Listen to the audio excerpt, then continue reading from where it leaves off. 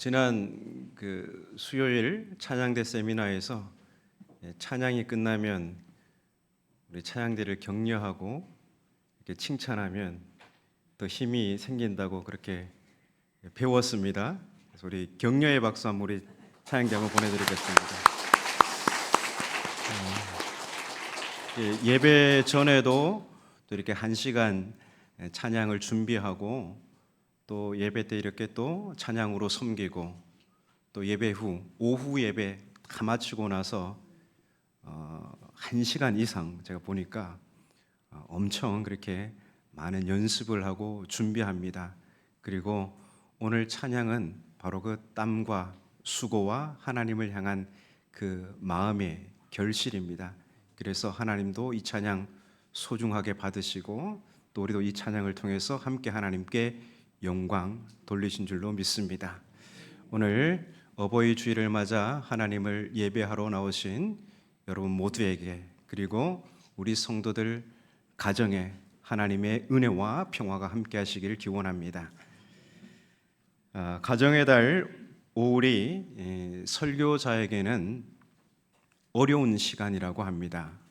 왜냐하면 설교 초점을 맞추기가 쉽지 않기 때문입니다.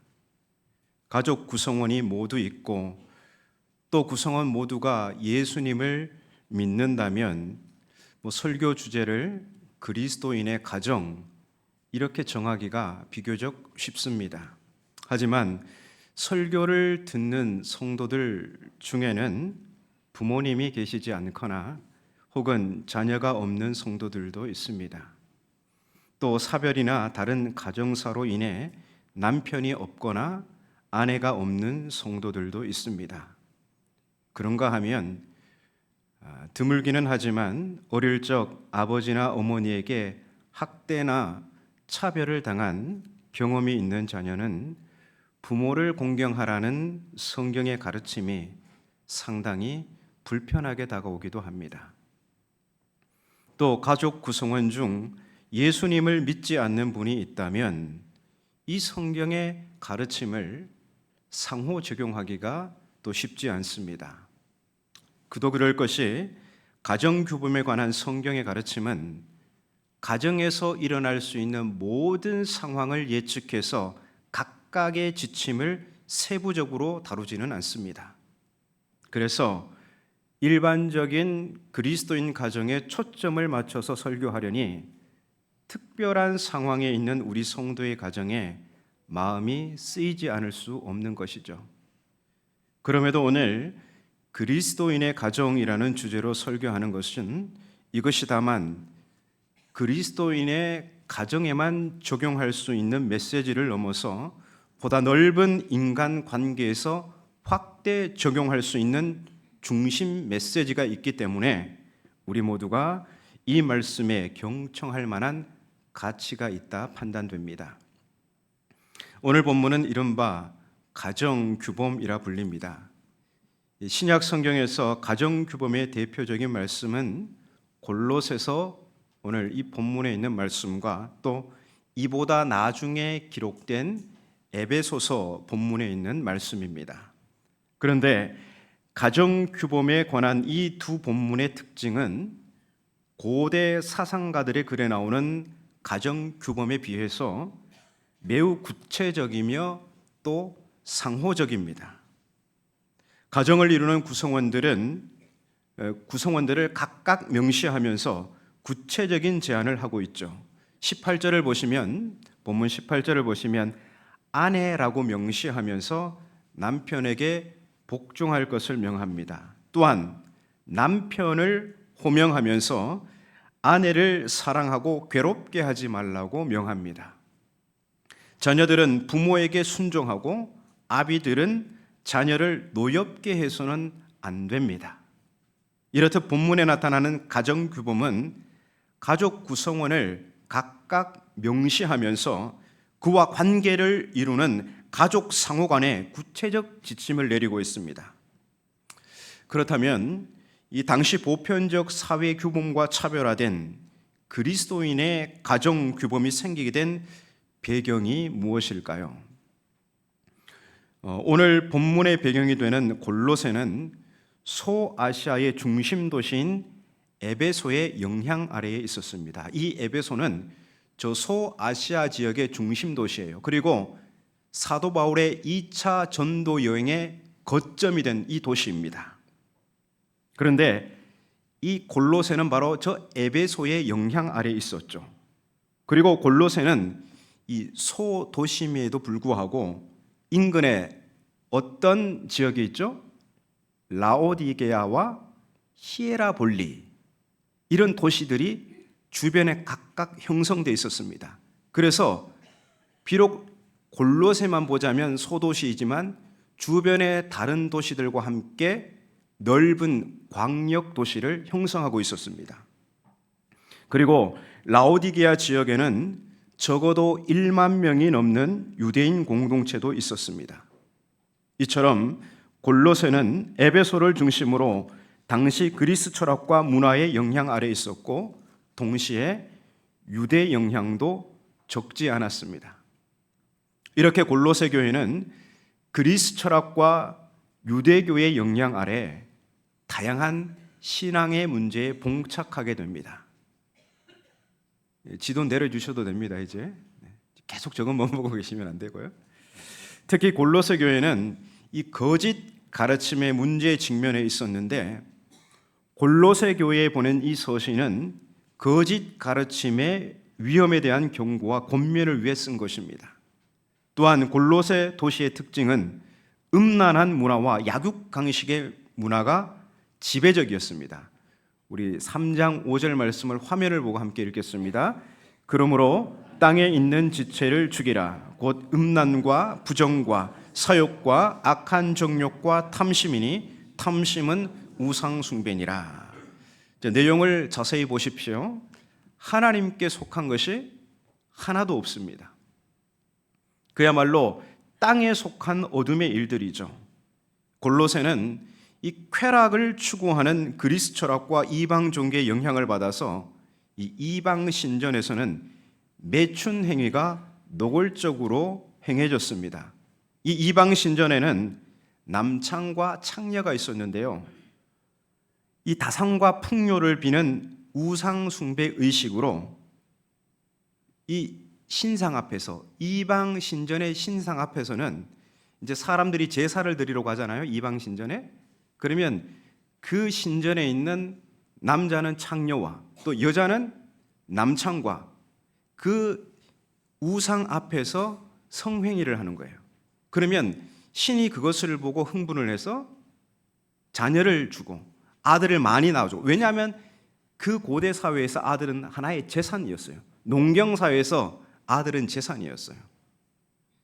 그러니까 이 다산과 풍요를 준다는 믿음 아래에서 이런 일들이 비일비재하게 일어났다는 것이죠. 그러면 이러한 음란한 우상 숭배가 무엇 때문에 일어난 겁니까? 다산과 풍요라는 탐심에서 비롯된 것입니다. 그래서 바울은 탐심은 우상 숭배라는 거예요. 인간에게 그릇된 탐심이 없다면 우상 숭배는 행해지지 않습니다. 인간들이 우상을 만들고 고안해내는 그 자체의 근본은, 뿌리가 뭐가 있냐면 탐심이 있다는 것이죠. 그리고 골로새는 남성 중심의 문화로서 아버지의 권한이 막강했습니다. 힘이 있으면 여자 노예를 두기도 했죠. 자녀도 똑똑하지 않으면 버리기도 했고 똑똑한 노예를 양자로 삼기도 하였습니다. 이런 이유로 깨진 가정도 많았고 위기에 놓인 가정도 많았습니다.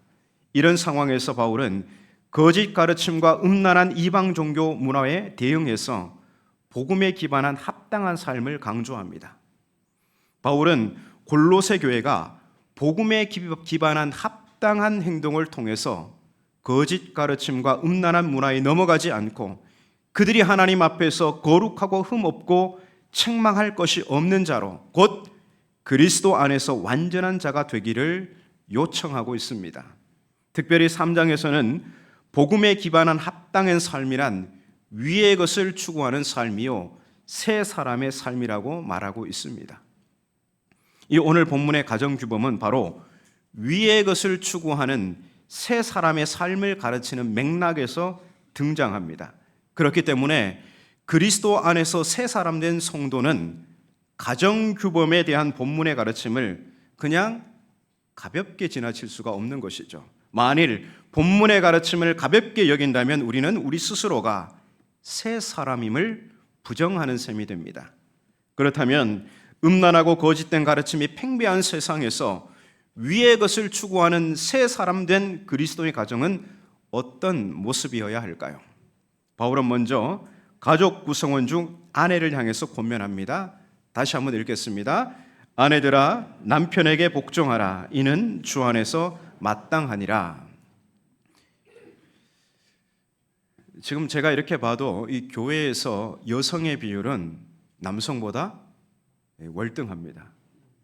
찬양대도 여성의 비율이 월등하죠. 자, 이런 교회에서 아내들아 남편에게 복종하라. 이 가르침은 여간 부담스러운 게 아닙니다. 더구나 남녀 평등의 목소리를 내는 현대인들에게 이러한 성경의 가르침은 시대착오적인 요구로 다가오죠. 한편 일각에서는 또 이런 말이 있어요. 이 성경이 이렇게 쓰여 있으니까 그대로 해야지. 이런 목소리를 내는 분들도 있습니다. 여러분은 어떻게 생각하십니까? 이게 뭐 이렇게 되게 적극적으로 이렇게 이게 성경에 이렇게 쓰여 있잖아요. 네. 적극적으로 이렇게 하시는 분도 있는데요. 저도 남자 아니겠습니까? 저는 뭘 바라는 것 같습니까? 남자니까 이 글자에 적혀 있는 이 그대로 했으면 좋겠다 싶지만, 그런데 우리가 본문을 해석하는데 유념해야 할 부분은 아내에 대한 지침은 또한 남편에 대한 지침과 함께 묶어서 보아야 합니다. 바울은 아내와 남편의 관계 안에서 각각의 지침을 내리고 또 부모와 자녀 관계 안에서 또한 각각의 지침을 내립니다. 또 22절 이하에는 종과 상전의 관계 안에서 각각의 지침이 있습니다. 그래서 아내들아 남편에게 복종하라는 규범은 남편들아 아내를 사랑하며 괴롭게 하지 말라는 규범과 함께 묶어서 보아야 합니다. 바울은 본문에서 사회 관습을 개혁하려고 시도하지 않습니다. 바울은 3장 11절에 보면 그리스도 안에서는 종이나 자유인이나 차별이 있을 수 없다고 선언했습니다. 그리스도 안에서는 종이나 주인이나 차별이 있을 수 없다고요. 그러면 세상에 뭐 종이 어디 있습니까? 주인이 어디 있습니까? 다 평등한 것인지요? 이렇게 말하고 싶지만 바울은 여전히 22절에서 오늘 본문 22절에서 종들아 라고 부르면서 모든 일에 육신의 상전들에게 순종하라고 규범을 제시합니다. 그러면서 4장 1절에서는 4장 1절을 보십시오. 상전들에게 의와 공평을 종들에게 베풀라고 하면서 너희에게도 하늘에 상전이 계심을 알지어다 라고 합니다. 이게 무슨 말일까요? 육신의 상전도 하늘에 계신 하나님 앞에서는 종일 뿐입니다. 그냥 우리 인간관계 안에서만 내가 고용주라고 주장할 수 있지, 하나님 앞에서는 다 누구예요? 우리가 제 아무리 권력을 가지고 있고 재물을 가지고 있다 할지라도 하나님 앞에서는 다 종일 뿐입니다. 그렇다면 종으로서 그는 하나님께서 자기에게 어떻게 대해 주시기를 바랄까요? 잘 대해 주시기를 바라겠죠. 의와 공평으로 대해 주시기를 바라겠죠. 그렇기 때문에 육신에 상전된 자신도 자기 종들에게 그와 같이 대하는 것이 마땅하다고 합니다. 이렇듯 바울은 사회 관습을 개혁하지 않으면서도 당시 사회 관습을 뛰어넘는 상호 존중의 정신을 담은 가정 규범을 제시하고 있습니다. 그래서 아내들에게 남편의 권위를 수용하라는 요구를 취하면서도 남편들아 아내를 사랑하며 괴롭게 하지 말라 명령함으로써 표면적으로는 가부장적인 모습을 지니고 있는 듯 하지만 실제로는 남편과 아내를 동등한 입장에서 바라보도록 합니다. 더구나 에베소서에서는요, 남편들을 향해서 아내를 사랑하라고 하면서 그냥 사랑하는 게 아니라 그리스도께서 교회를 위해 자기 생명을 내어주신 것 같이 그렇게 사랑하라고 합니다. 따라서 아내가 남편에게 복종하는 것은 일방적 복종이 아니라 아내를 사랑하고 괴롭게 하지 않는 남편에게 아내를 위해서 자기 생명을 내어줄 만큼 사랑하는 그 남편에게 복종하라는 것입니다. 그래서 아내들아 남편에게 복종하라는 지침은 남녀 평등 사상에 비추어 가부장적이라고 무조건 비판할 것이 아닙니다. 이어서 제시되는 부모 자녀 관계 안에서도 규범은 같은 원리입니다. 자녀들은 모든 일에 부모에게 순종하고 또한 부모는 자녀를 노엽게 하지 말아야 합니다. 앞서 남편들에게 아내를 괴롭게 하지 말라는 것이나 아비들에게 자녀를 노엽게 하지 말라는 것은 당시 사회의 분위기를 반영한 것입니다. 이 고대 사회의 가부장적 가정규범은 주로 누구에게 내려졌을까요? 아내들과 자녀들과 종들에게 내려졌죠. 여자는 이렇게 해야 돼. 저도 이런 말을 많이 들어봤습니다. 집에서요. 여자들은 혹은 애들은 혹은 직원들은 이런 식으로 그런 규범들은 많이 들어봤지만 아버지는 남편은 혹은 아버지는 혹은 사장님은 이런 분들한테 특별한 규범이 없더라고요. 이 고대 사회가 그랬습니다. 아내와 부모와 또 이 종들에게는 일방적인 규범을 제시하면서도 남편들과 부모들과 상전들은 비교적 마음대로 할 수 있게 허용이 되었었죠.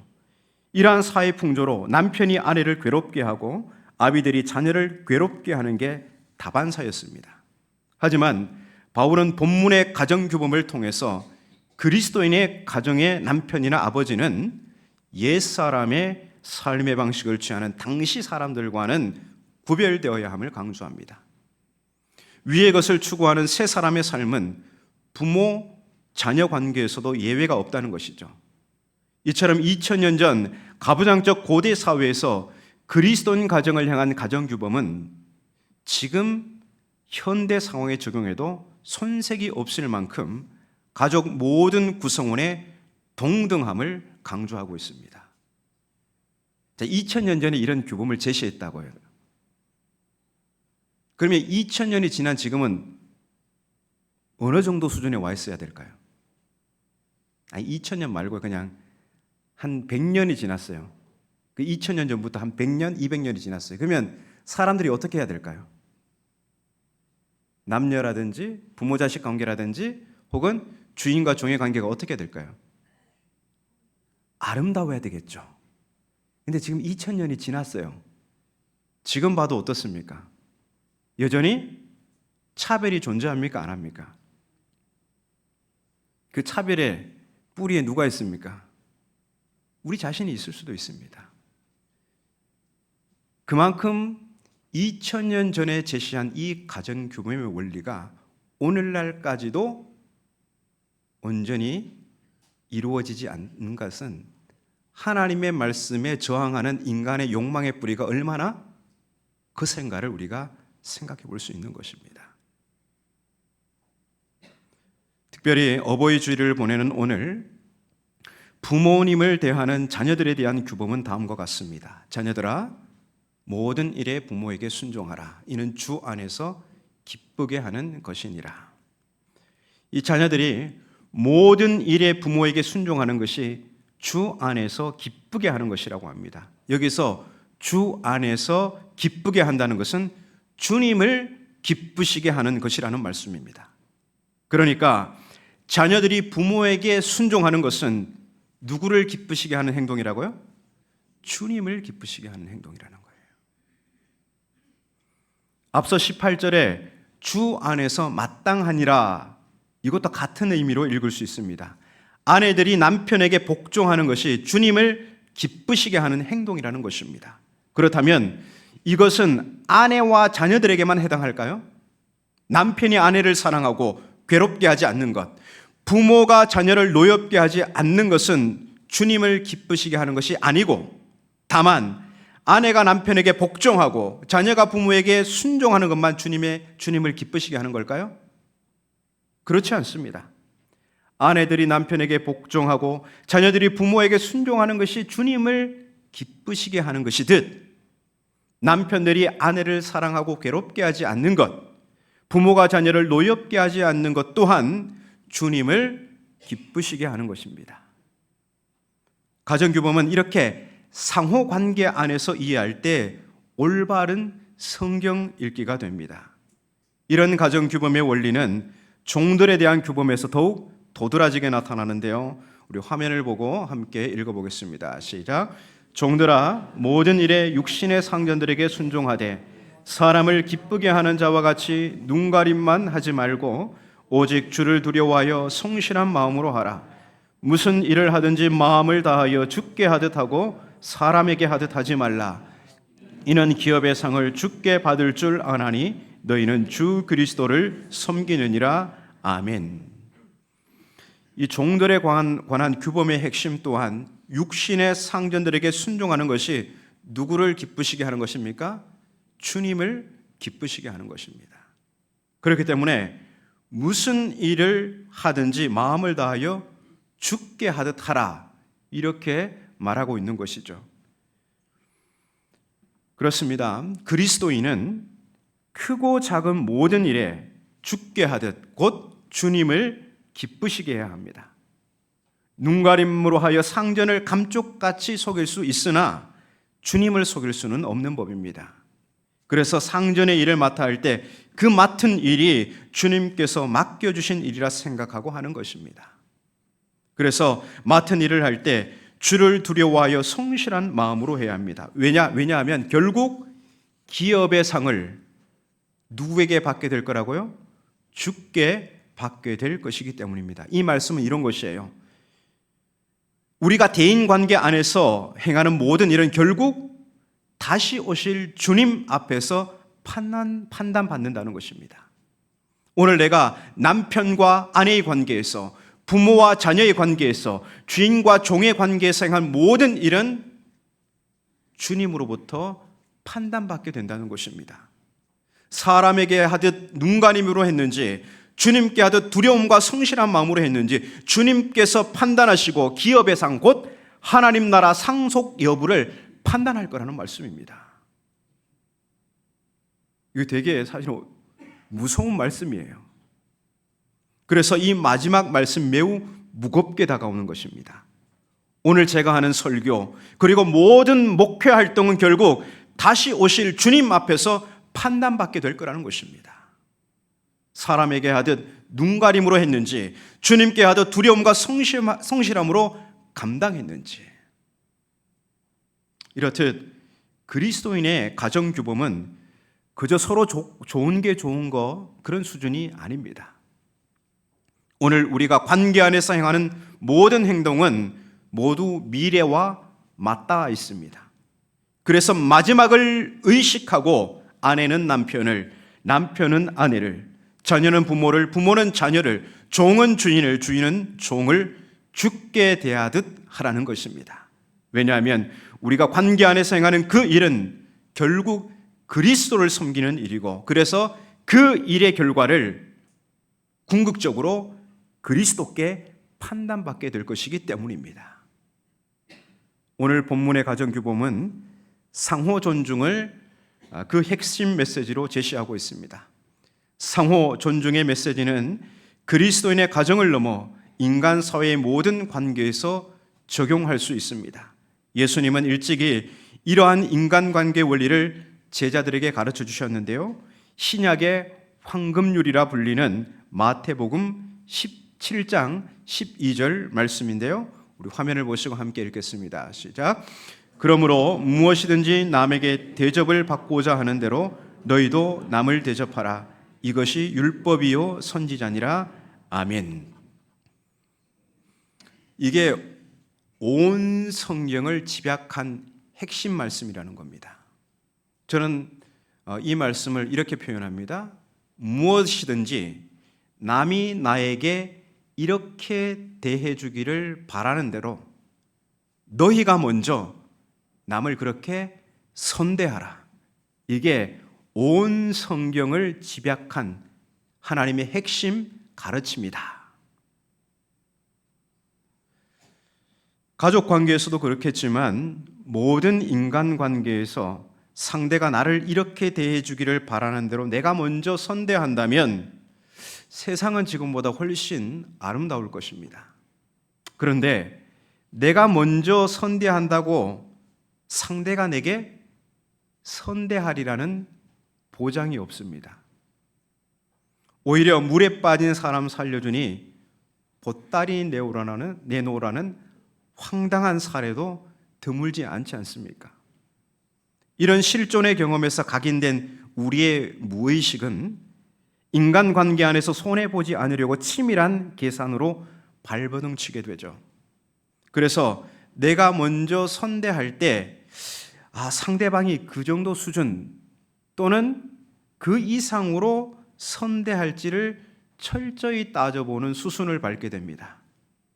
그러다 보니까 상호관계는 매우 소극적이게 될 수밖에 없습니다. 하지만 예수께서 가르치신 황금률이나 오늘 본문 가정규범은 분명합니다. 이 정신은 네가 먼저 선대하라는 것입니다. 인간의 평범한 상식과 통념을 넘어서 손해를 무릅쓰고 담대하게 모험하라는 초유의 도전적인 메시지, 그게 바로 오늘 가정규범이고 예수님의 황금률 정신입니다. 예수님의 이 도전적인 발상은 그저 가르침에서 끝나지 않았죠. 예수님은 우리를 선대하시며 하나님 나라의 복음을 온몸으로 전하셨습니다. 하지만 우리가 예수님께 돌려준 게 무엇입니까?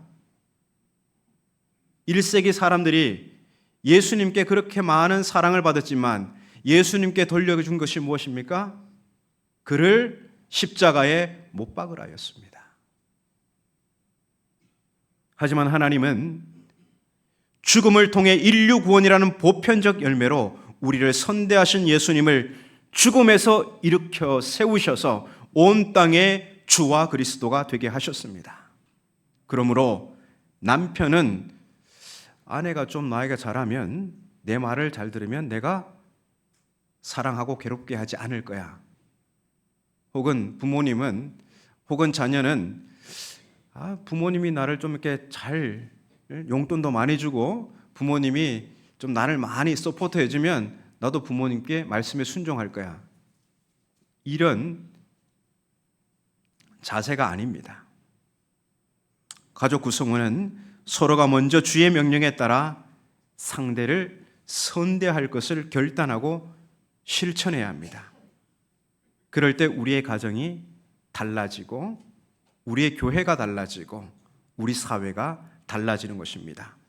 상호 존중의 가정규범 원리, 그것도 손해를 무릅쓰고 내가 먼저 선대하리라는 예수님의 이 도전적인 가르침에 우리가 순종함으로 우리 성도들의 가정이 이전보다 더 화목하고 하나님의 가족인 교회가 또 이전보다 더 화목하고 그리고 우리 사회에서 만나는 다양한 대인 관계에서도 더 화목한 아름다운 관계가 형성되기를 바랍니다. 그리고 이 말씀에 순종하는 것이야말로 우리 영적 부모님 되시는 하나님께 효를 다하는 영적 부모 공경의 모습입니다.